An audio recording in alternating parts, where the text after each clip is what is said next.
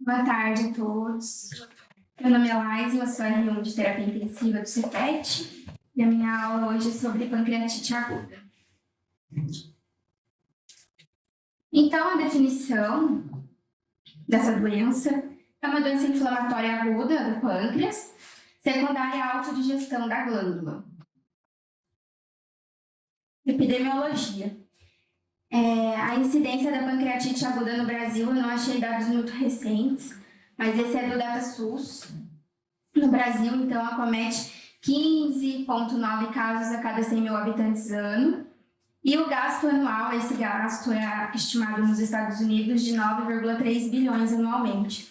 Então, é uma doença bastante importante e bastante prevalente. Aqui tem a incidência por estados.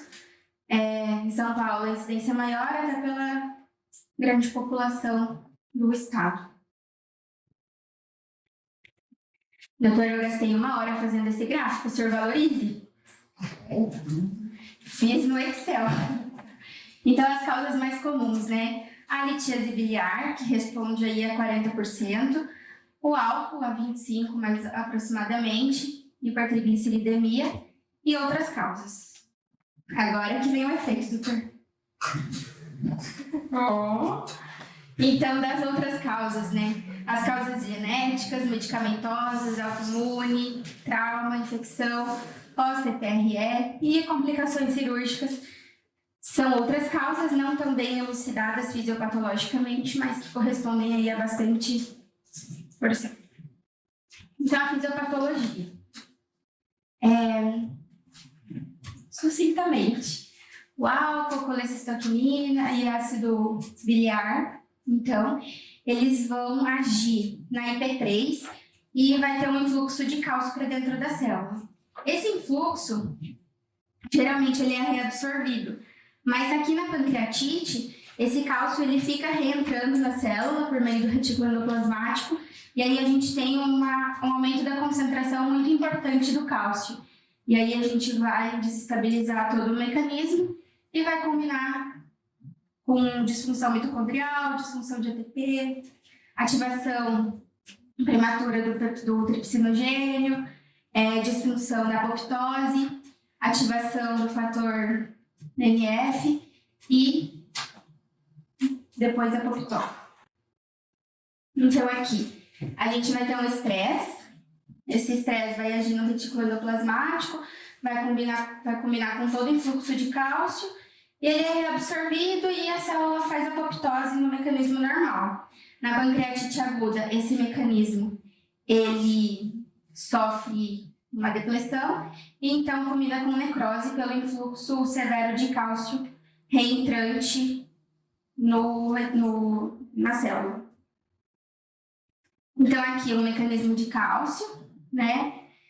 Do cálcio não, dos lisossomos, na verdade, que ele vai interferir nos grânulos de zimogênio. E então a gente vai fazer uma lisocitose e uma apoptose incompleta e vai combinar com toda a deficiência da célula e vai fazer necrose no final.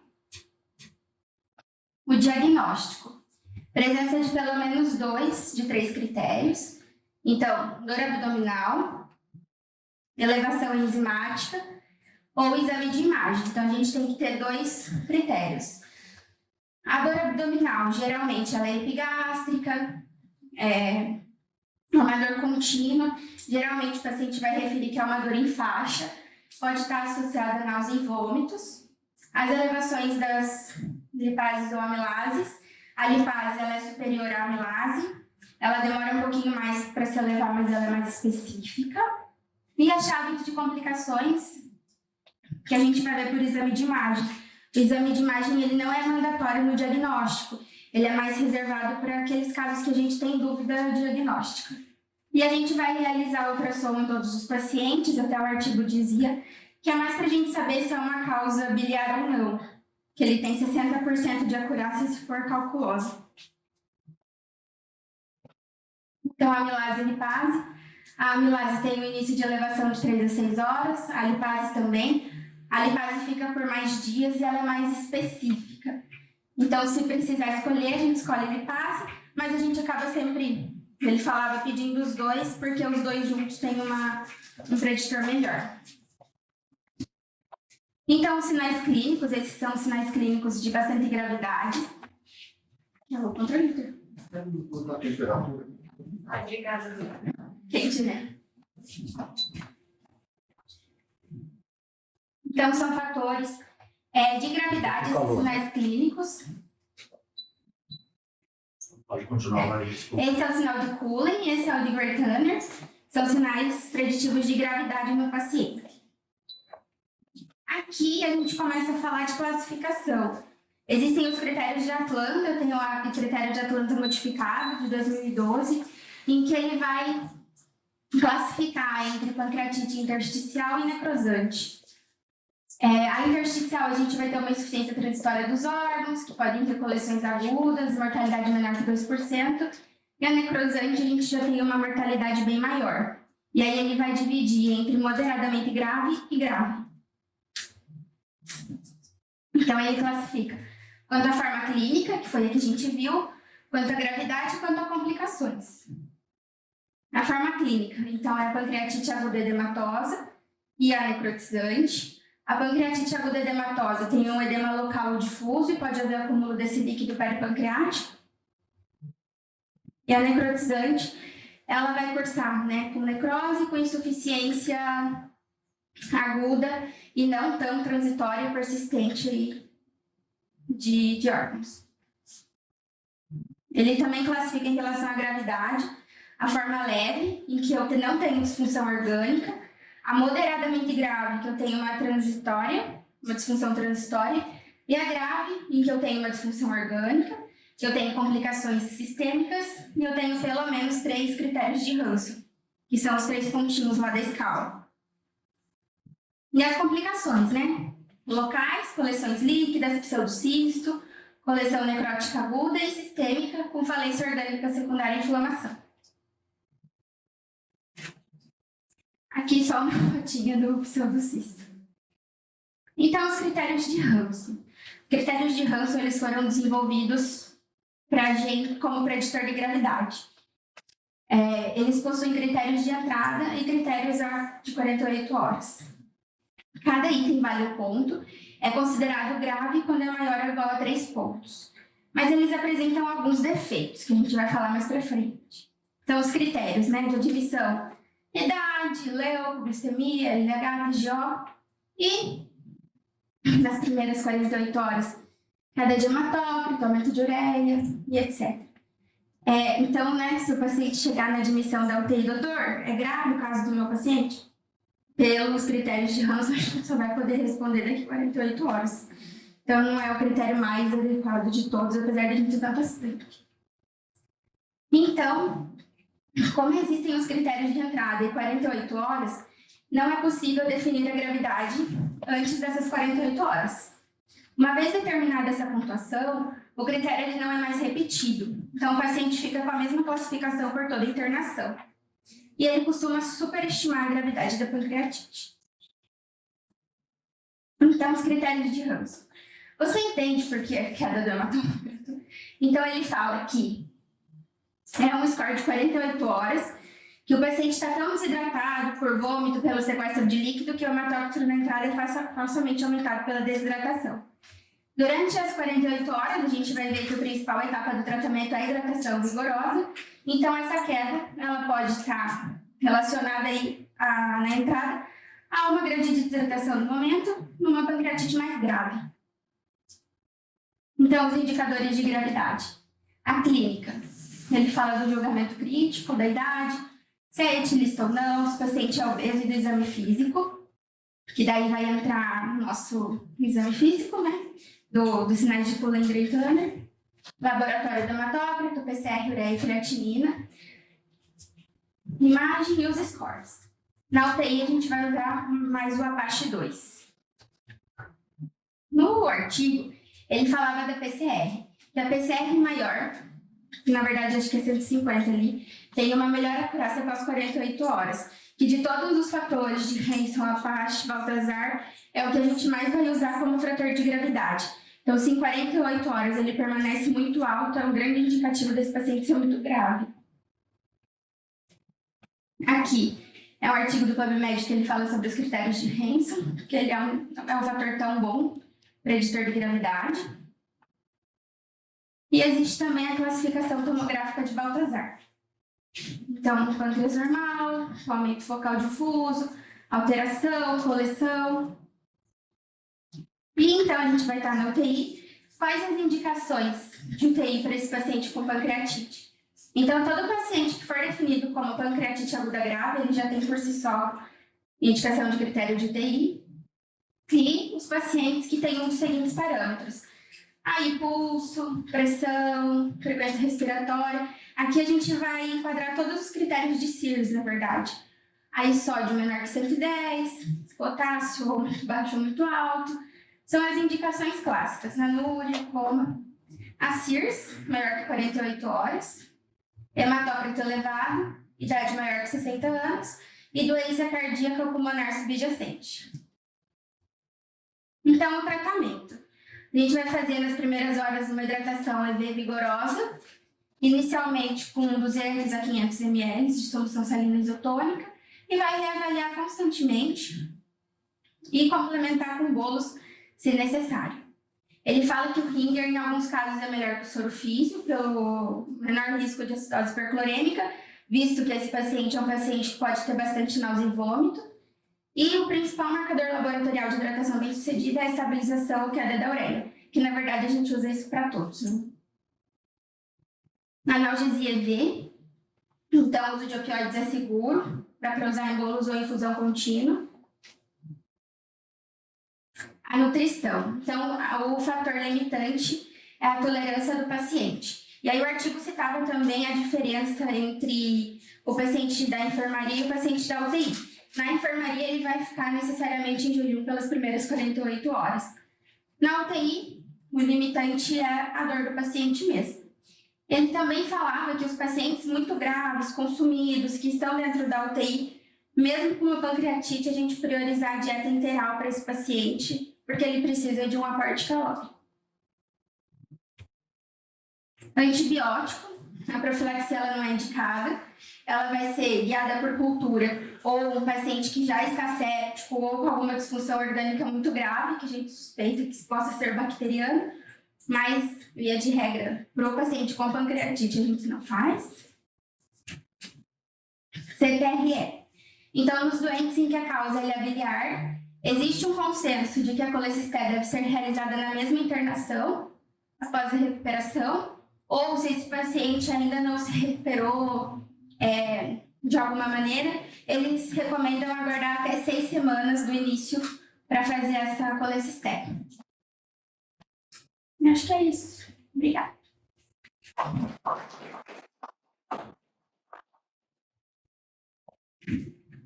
Tudo bem. Eu vou utilizar a tua aula. Bruna, a Bruna que tirou a tua aula ou você? Eu só tinha aqui, doutor. Olha ali. Eu acho que não. Eu acho que é a Bruna. Bruna, você pode voltar à aula dela, por favor?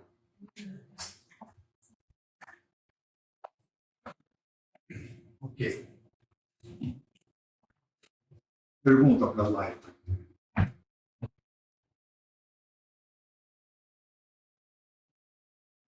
Tudo bem, Alfredo? Tudo ótimo, doutor. Esse é... Bom. E perguntas? Bom, primeiro, deixa eu comentar um pouquinho. Acho que foi a tua melhor aula que você fez até agora. Os gráficos estavam ótimos.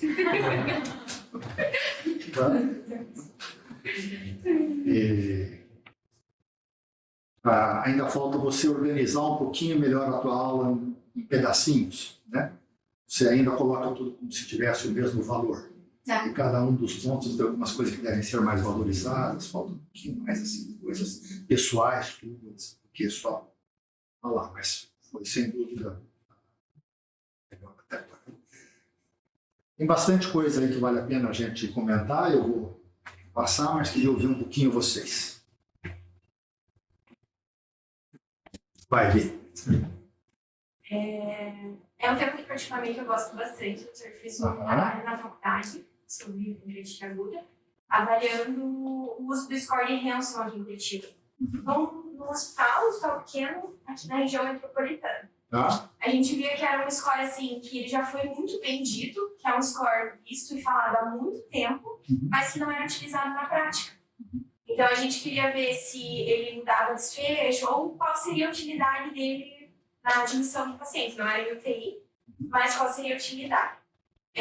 A gente viu que, às vezes, eles não pediam exames o suficiente para usar o score e que, no final, o score não mudaria o desfecho e como uso, assim, para a gravidade, teria outras formas de avaliar, através do score do Baltazar ou de outras medidas clínicas. Entre isso, a gente vê outras coisas também, a questão da dieta, a questão dos sintomas, a questão de abordagem cirúrgica ou não, e tratamento, analgesia. Então, foi revisado assim tudo dentro da pancreatite até chegar numa pancreatite mais grave. A gente não pegou nenhuma... E vocês publicaram isso? Levaram para um... Não, acabamos não levando. A gente levou para um congresso, mas acabou não publicando por terminar assim, não dá. Mas fizeram uma apresentação num congresso. Fizemos um congresso resumo. de clínica, um resumo. Quantos pacientes havia nesse estudo? Foram poucos pacientes, foram 62. Bastante, com pancreatite aguda grave. E foi num período, a gente fez um estudo retrospectivo. Então, internava bastante lá no serviço, acho que foi nos últimos 4 anos. Então, de diferentes causas, tanto biliar... Vou comentar alguma coisa, então, com relação ao Ganson. Eu me formei em 82, vou fazer 40 anos de formado ano que vem. Essas coisas me deixam com orgulho. Quando eu comecei a cuidar de doente grave, lá no hospital de clínicas, a gente não tinha UTI, todos os doentes a gente atendia na emergência. E a gente já utilizava ranço. Eu não sei exatamente quando que o ranço foi descrito, mas certamente foi antes do começo da década de 80. Deve ter... Eu acho que é 72, eu acho que é 74, por aí. Então, o ranço deve ter 50 anos quase de utilização. No princípio, não tem nada muito melhor que o ranço. Classificar na linha de base qual é o doente com pancreatite aguda que deve evoluir com maior número de complicações. Guilherme, uma coisa, tua experiência até agora, alguma coisa da aula, alguma pergunta? Não, assim, acho que um assunto já bem consolidado, tem muita coisa diferente de tratamento. Né? Acho interessante que a moção dos critérios de gravidade, que é realmente os critérios de sepse, basicamente é o que a gente já usa, né? Um paciente fica ruim, os critérios de admissão na UTI, já seria utilizado normalmente para admitir qualquer paciente na UTI. Tem coisa diferente, assim. Alguma coisa a mais? Muito bem, então o que eu posso dizer com relação à pancreatite aguda? Algumas coisas fundamentais mudaram na pancreatite aguda nesses anos todos, obviamente, na maneira de compreender a pancreatite e na maneira de tratar a pancreatite. Eu diria que talvez nos últimos 10 anos não tem nada assim novo sobre a pancreatite. Gostei desses slides, imaginando ali 16 por 100 mil. Curitiba deve ter mais ou menos, a região metropolitana de Curitiba, 3 milhões de pessoas, né? 2 milhões de Curitiba, então tem 30 vezes 100 mil habitantes, certo? 30 vezes 16, 160 vezes. Dá 500 casos de pancreatite aguda grave internada nos hospitais por ano. Um paciente e meio por dia internado com pancreatite aguda. É bastante. Mais de um paciente internando por dia com pancreatite aguda grave na região de Curitiba. Como o sistema de saúde de Curitiba ele é mal distribuído, a maior parte da população das cidades periféricas vem para hospitais de Curitiba, a gente atende uma população que é maior do que só os 2 milhões de Curitiba. Ok? E as duas causas principais são essas. Né? Ou é álcool, e aí o doente é um alcoolista muito fácil de você identificar. Né? você ter uma pancreatite aguda grave, o doente tem uma libação alcoólica no final de semana. Embora seja comum o doente fazer uma pancreatite aguda leve. Por isso que quando a gente fala de pancreatite aguda e tem ali os 500 casos, nós estamos falando de pancreatite que é clinicamente identificada. Né? Mas é bem possível que algum de nós aqui já tenha tido pancreatite e a gente não ficou sabendo. Pancreatite leve, principalmente induzida por álcool, ou induzida por uma infecção viral, transitória, um Coxsackie-B, o vírus da cachumba, etc. e tal, é relativamente frequente, mas ele é oligosintomático. Dor abdominal, náusea, vômito. Pancreatite leve, 2, 3 dias melhora sozinho. Se você não vai para o hospital, se você fica em casa, etc. e tal, passa despercebido. Precisa de ir para o hospital? Também não precisa. Porque se ela for leve também, não vai ter muita coisa que você vai precisar de fazer. A própria sintomatologia te faz um pouquinho de hiporexia, você deixa de se alimentar durante 12, 24 horas, começa a comer comida leve depois, e vai embora. Pancreatite não se faz dieta. Mas então nós estamos lidando fundamentalmente com duas causas. Álcool, litíase. Se o doente não tiver uma doença, uma história clínica de álcool, ele deve ser litíase. E aí essa litíase, ela mostrou lá no final, então ela talvez seja, o único tratamento específico que a gente tem para pancreatite. Se ela for por litíase e se a litíase estiver presente. Né? Teve uns uruguaios aqui, que acho que foi na década de 80, falando de cabeça, peneiravam fezes de pacientes, não tinha tomografia, não tinha ressonância, tem hoje, não tinha. Né? Como é que você vai fazer o diagnóstico de pancreatite se ela foi por litíase? Se o cara com litíase fez uma expulsão pelo colético, transitoriamente o cálculo passou pela ampolinha de Vassar ali, ó, o tubozinho, aquela parte terminal do colédo com o túbulo pancreático, né, que eles são juntos. Como é que é o nome daquela partezinha? Ampolinha de Vassar já foi. Ampolinha de Vassar, mas hoje. Esfíncter é um nome do ductozinho conjunto ali. Ou talvez seja a hora que ele passa por ali, ele faz uma obstrução transitória e, na maior parte das vezes, o cálculo vai embora. Vai para as fezes. Então, um grupo de pesquisadores aqui no Uruguai, ao redor da década de 80, que peneiraram e encontraram mais ou menos metade dos doentes. O cálculo tinha sido eliminado, com uma história de pancreatite, demonstrando que o cálculo realmente havia sido migrado. Interessante, né? Mas, se o cálculo eliminou, tudo bem, a pancreatite, você vai tratar o resultado, a complicação dessa migração e dessa obstrução transitória do ducto pancreático. Okay? Mas se o cálculo estiver lá ainda, esse cálculo precisa ser retirado. A permanência desse cálculo, mesmo que ele faça obstruções transitórias, ele piora significativamente o prognóstico. Você veja, as outras causas, elas não têm tratamento específico. Né? Nem o álcool. Mas como o álcool e litíase concorrem para aproximadamente 80%, 90% dos casos que você vai encontrar na prática, principalmente nos casos mais severos, se não tiver álcool, deve ser litíase. Se não é litíase, tem que buscar se ele não tem um cálculo obstruindo correto. Geralmente isso vai terminar, ainda dentro das primeiras 24 horas, fazer uma eco de andar superior do abdômen para poder ver se o ducto sucolédrico está dilatado. Geralmente você não vê o cálculo, mas consegue ver dilatação do colédrico. Se tiver colédrico dilatado, aí tem que ver se é cálculo. O próprio edema do pâncreas pode dilatar o colédrico. Se não tiver o colédrico dilatado, não tiver pedra na vesícula, não tiver, dá para poder esperar e ver como é que vai ser a evolução. Se tiver, ele vai ter que ir para um procedimento para desobstruir. Ok? Essa é uma figurinha bonita. Essas são as duas formas de morrer. Ou você morre por apoptose ou morre por necrose.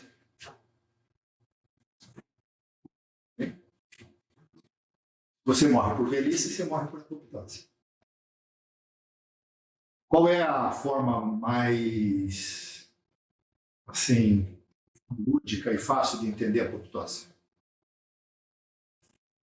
Morte programada. Morte programada. Vocês veem isso na natureza?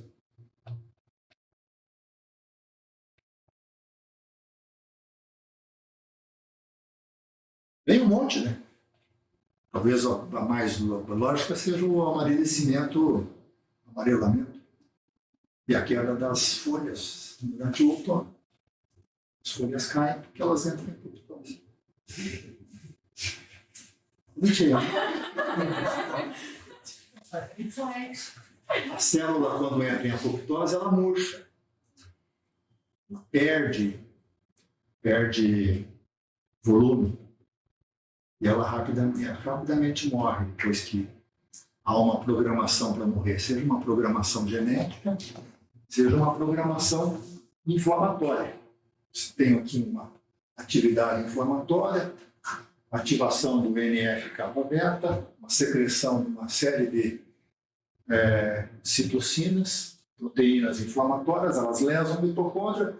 Lesando a mitocôndria, lesa a citocromo C, produz as caspases e rapidamente a célula está programada para morrer em horas a dias. E ela murcha. Praticamente ela é fagocitada e desaparece. Ok? Uma atividade inflamatória. Essa atividade inflamatória eventualmente pode aumentar o influxo de cálcio dentro da célula. Se ela aumenta o influxo de cálcio dentro da célula, o tipo de morte é diferente. O tipo de morte daí rapidamente depleta também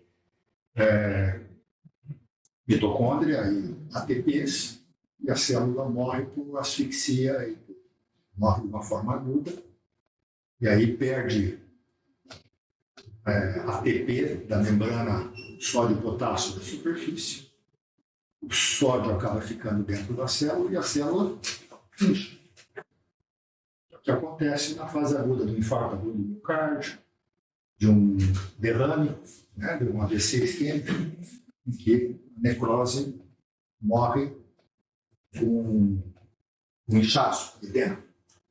Então, as duas coisas vão acontecer, mas na fase aguda acontece mais necrose. Por causa disso que o pâncreas incha. Faz uma tomografia, faz uma ressonância, tem inchaço do pâncreas. Faz uma tomografia de um AVE, ele tem inchaço naquela região. Mesma coisa com o infarto agudo do miocárdio. Essas duas figurinhas são bonitas para poder entender o mecanismo fisiopatológico de morte celular. Bloqueador de canais de cálcio, eventualmente, podem inibir essa atividade de necrose. Se essa atividade de necrose não for muito súbita, tiver uma queda muito rápida da quantidade de oxigênio disponível pela célula, né? Se ela for mais, assim, subaguda, você tem um potencial de poder, com a inibição do canal de cálcio, poder inibir a morte celular, que é o que acontece com hemorragia subaracnoideia. Com hemorragia subaracnoideia, você tem uma disfunção, que é uma disfunção microvascular, diminuição da oferta do oxigênio, com lesão celular e déficit neurológico tardio. E aí, a nimodipina é uma boa droga para poder inibir a necrose e a lesão celular induzida por isquemia. Mas quando você faz uma necrose, uma obstrução arterial aguda, tem uma queda muito rápida, não há inibidor de canal de cálcio que consiga inibir aquela cascata. Isso que não adianta fazer inibidor de canal de cálcio para quem tem infarto, para quem tem AVE agudo. Não sei se não funcionaria para pancreatite. Mas, enfim, tem esses dois mecanismos. Queria utilizar as duas figurinhas, já que você pegou as duas figuras, para poder falar um pouco do mecanismo de lesão celular, de morte celular por necrose, por apoptose. Por exemplo, necrose tubular aguda é necrose. Insuficiência renal aguda, você obstrui uma artéria, você faz um choque muito agudo, você faz lesão celular, com aumento de creatinina, com necrose tubular aguda. Vai levar 3, 4 semanas para recuperar. Porque a célula necrosou. Mas a maior parte das insuficiências renais que vocês veem hoje são lesões induzidas por atividade inflamatória. Pressão de perfusão, uma isquemia que não é absoluta. O rim, de um modo geral, ele dá uma inflamada, ele incha e tem um pouco de apoptose. Essas células são repostas mais rapidamente do que as células que necrosaram. E aí, consequentemente, você tem uma função renal que se recupera mais rapidamente. Não precisa esperar as 3, 4 semanas clássicas da necrose tubular aguda. Às vezes, uma semana de diálise faz o doente se recuperar da função renal. Ok? Diagnóstico de pancreatite aguda. É clínica com bifase amilácea. Mas necrose pancreática grave e as pancreatites agudas graves, geralmente elas são necrohemorrágicas. Não dá para poder fazer um diagnóstico hoje de uma necrose, uma pancreatite aguda grave, baseada só em clínica, sem olhar para o pâncreas. Vocês vão fazer sempre uma tomografia, um método por imagem que mostra a lesão pancreática.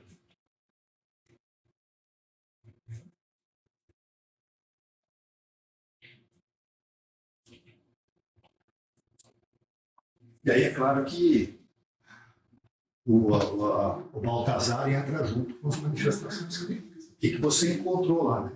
Pâncreas normal, pâncreas aumentado difuso, alterações pancreáticas associadas à inflamação pancreática, já tem um halo de inflamação ao redor, eventualmente tem uma alça sentinela junto, começa a ter coleção líquida ou começa a ter coleção intrapancreática junto, coleção de gás, eventualmente um fleimão pancreático.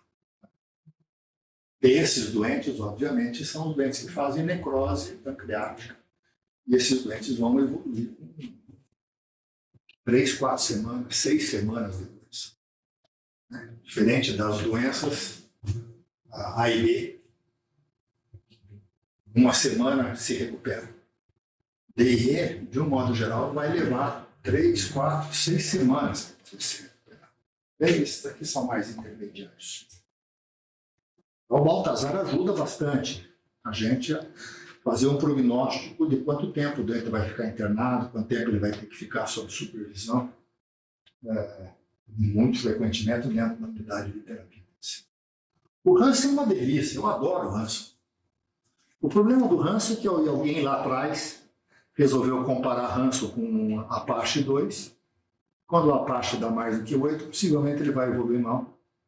E aí é muito mais fácil de fazer, porque o Apache você tem 24 horas, o Hansen 48 horas. Mas cá entre nós, né, como você mesmo disse, o Hansen não vai mudar a nossa conduta, a conduta vai depender do doente em si. O Hansen te traz a informação antecipada se esse doente tem mais chance de poder ter complicações locais, complicações sistêmicas ou não. E você, obviamente, se prepara para pequenas manifestações clínicas, um pouco de ascite, um pouco de insuficiência renal, um pouco de cefalopatia, um pouco de PaO2 e PO2 baixo, porque esse doente está tendo complicações sistêmicas por causa da pancreatite aguda. E, eventualmente, uma febre mais prolongada, uma PCR que não cai, um abdômen que fica permanentemente distendido. Esse doente tem mais chance de desenvolver complicações locais. Pancreatite é uma doença que tem complicações bimodais. Na primeira semana, as complicações são sistêmicas, ao contrário do que a gente imaginaria. Na segunda, terceira semana, as complicações são locais. Um doente que tem uma pancreatite, tem muitos critérios de Hansen, né? Tem muito Apache alto, ou que tem um Baltazar, que já tem alterações locais significativas, esse é um doente que deve fazer complicações sistêmicas. Hipotensão, choque hiperdinâmico, eventualmente uma insuficiência renal aguda induzida pela pancreatite, o pulmão da pancreatite, a gente chamava assim na década de 80, hoje é SARA, por causa da pancreatite. Já foi pulmão do trauma, já foi pulmão de choque, pulmão da pancreatite. No final das contas, é tudo SARA. Esse doente desenvolve frequentemente injúria pulmonar e SARA, SARinha, SARA moderada, SARA mais grave, e vai meio que para em passo a quantidade de lesão que você encontra na tomografia e, ao mesmo tempo, o número de critérios do NASP. Eu tenho na minha cabeça que na década de 80, quando a gente começou a usar Hanson lá na emergência do HC, 4 critérios ou mais de Hanson, a mortalidade era 100%. Morria mesmo. Hoje não, né? Hoje mais IPC e mortalidade de 40%, porque os cuidados, de modo geral, melhoraram significativamente. Quando a gente tinha diagnóstico de pancreatite aguda necrohemorrágica, e o doente, depois da primeira semana, não estava evoluindo muito bem, a gente, junto com o pessoal da cirurgia, geralmente o pessoal da cirurgia, já dizia, esse doente deve ter um fleimão pancreático, muita inflamação no pâncreas, e ele tem indicação, então, de nós abordarmos e desbridarmos, fazer um desbridamento extenso dessa reação inflamatória. Senão o doente vai morrer de choque, vai morrer de SARA, vai morrer de insuficiência renal, que eram as complicações sistêmicas da pancreatite. E esses doentes eram rotineiramente submetidos a uma necrosectomia ampla, de forma sistemática, da pancreatite necromorrágica. E a mortalidade era muito alta. E até que, na virada do século, eu diria que mais ou menos uns 15 anos atrás, começou a aparecer a estratégia protetora. Alguns doentes iam para a cirurgia, faziam só pequenas drenagens, não drenagens extensas. Esses doentes tinham uma tendência a evoluir melhor. Outros grupos começaram a fazer, se tem um pouquinho de coleção líquida, faz drenagem percutânea do líquido, não aborda, não dá para poder mexer, porque não sei se é verdadeiro, você me ajuda, quando abria esses doentes com pancreatite necrohemorrágica era difícil de achar um ponto de clivagem, né? Você tinha era uma maçaroca de tecidos inflamados, o mento, a alça intestinal, era difícil de achar, na verdade, um local para poder fazer um bom desbridamento que não causasse mais lesão em outros órgãos. Frequentemente o baço saía junto, frequentemente fazia fístula posterior, que era para poder chegar no órgão retropancreático. De modo geral, você tinha que abrir, deslocar, e era tudo meio que grudado pela reação inflamatória. Isso causava muita lesão. E acho que nos últimos 15 anos isso se tornou pancreatite aguda, necrohemorrágica, de tratamento conservador. Você mesmo que tenha uma complicação pancreática local, procure fazer drenagens percutâneas. Muitos radiologistas ficaram também habilidosos, junto com eco, identificar localização de pequenas coleções e de fazer drenagens, às vezes 2, 3 drenagens da mesma, para não mexer naquilo e deixar aquele processo. Acho que essa foi a mudança conceitual do tratamento da pancreatite mais importante nesses meus 40 anos. Você concorda?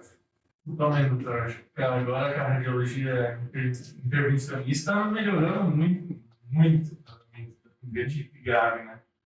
Apesar de ser pouco incidente, ainda grave, quando tem ela, a mortalidade é muito grande. Agora que a radiologia intervencionista melhorou muito mesmo. No HC tem o doutor... Eu esqueci o nome dele. Também, mas que faz um craque nisso. A especialidade dele é essa e, Alguém sabe o nome dele? Mas melhorou muito. Então, realmente isso aí, não mexer, porque você vai, entra, vira tudo um tecido meio que com... Mas o Júlio Coelho Quantas vezes ele não abriu o abdômen para poder fazer drenagem de pancreatite aguda? Era 2, 3 por mês e a mortalidade era muito alta. Mas enfim, isso mudou, porque o conceito, não é que ele fazia errado, fazia o que o conceito naquele momento dizia, né? Era uma doença que a gente via que na primeira semana, nos primeiros 10 dias, muita complicação inflamatória sistêmica. Né? E essa inflamação inflamatória sistêmica tinha a ideia de que a gente tinha que fazer controle do foco. Ou seja, fazer a necrosectomia para poder controlar o foco da inflamação. As coisas mudaram bastante. Né? Mudaram no sentido, na fase aguda, como é que se diminui a inflamação? Faz uma boa hidratação do doente, faz uma boa analgesia, e faz dieta para esse doente normal. Se puder comer por boca, come por boca. Estou exagerando, obviamente, porque esse doente raramente mais grave consegue fazer por boca. Sonda nasogástrica, não precisa fazer sonda pilórica, pós-pilórica, como a gente imaginava lá atrás, é suficiente fazer a sonda gástrica e não precisa deixar o pâncreas em repouso. Porque a gente acabava fazendo nutrição parenteral, isso causava ainda mais lesão intestinal, as mucosas ficavam mais carecas, mais predispostas a fazer translocação bacteriana, os doentes faziam mais frequentemente abscessos biliar, abscessos peripancreáticos, abscessos intrapancreáticos. Quer dizer que você foi corrigindo cada uma das coisas aos pouquinhos. Se o doente tiver doença biliar, aborde essa doença biliar, tire o cálculo o mais rápido possível, deixa a via biliar aberta, bem drenada, e cuida do doente. Ventilação mecânica no modo habitual, perfusão no modo habitual. Enfim, nada de fazer antibiótico. Antibiótico só seleciona bactéria do trato gastrointestinal. Quando ele for fazer uma translocação e for fazer um abscesso, ele vai fazer do mesmo jeito. Se eu tomar todos os antibióticos disponíveis no mundo, eu não vou esterilizar o meu trato digestivo, concorda? O trato digestivo não é esterilizável. Né? Eu vou continuar com bactéria no meu trato digestivo, só que bactérias que são resistentes aos múltiplos antibióticos que eu fizer. Como o foco continua com bactéria, eu posso fazer o que eu quiser, porque se eu tiver que fazer uma translocação bacteriana, eu vou fazer translocação bacteriana com bactérias úteis. A única coisa que muda fazendo antibiótico profilático antibiótico aguda é a microbiota que vai te infectar no futuro, se for infectar um. Então, nós estamos pegando só o ápice da pirâmide, que é relativamente fácil de identificar hoje com as manifestações clínicas do doente, fazendo ranço até 48 horas. Não vejo isso ser um grande problema, né? Ele não vai mudar a tua conduta na fase inicial, mas vai te descrever bem o que vai acontecer com o doente, de uma forma mais específica do que sensível. Melhor, mais sensível do que específico, né? Todos os doentes que forem complicar estarão no ranço, mas nem todos que o ranço geral eles vão necessariamente complicar. Método por imagem, eliminar a possibilidade de que tenha um cálculo, antibiótico para ninguém nessa fase, boa hidratação, bons cuidados gerais, toda a calma nessa hora. E a partir de quando ele começa a entrar na segunda semana, se ele não se recuperou, ele pode começar a ter complicações intrapancreáticas. Principalmente os pseudocistos, as coleções líquidas e as complicações infecciosas. Como é que você identifica a complicação infecciosa? Do mesmo jeito que um doente que tem um catéter de derivação ventricular por hemorragia, tem sempre PCR alta, tem sempre leucocitose, tem sempre circe, tem sempre um líquor sujo, a mesma coisa acontece dentro do pancreatite. PCR está sempre alta, um pouco de amilase um pouco alta, leucocitose alta, tem sempre circe, às vezes faz um pouquinho de febre. Se de repente ele faz um pico febre mais alta. Tem alguma piora abdominal, às vezes é só uma dieta que começou a fazer estase, não aceitou uma dieta, né? Uma queda no hematócrito nova, que daí começa a fazer hemorragia, começa a fazer oliguria, tem uma piora da leucocitose, ele deve ter uma complicação infecciosa, que é raro de acontecer nos primeiros 7, 10 dias. Então vai acontecer depois, naquele doente que tem muita lesão pancreática, daí é mais frequente. Aí esse doente, obviamente, amplia o espectro antimicrobiano e, ao mesmo tempo, faz um novo método por imagem para poder ver onde é que está a área de localização da infecção.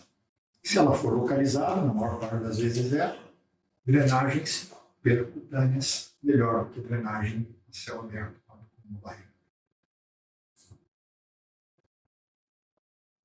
Ok?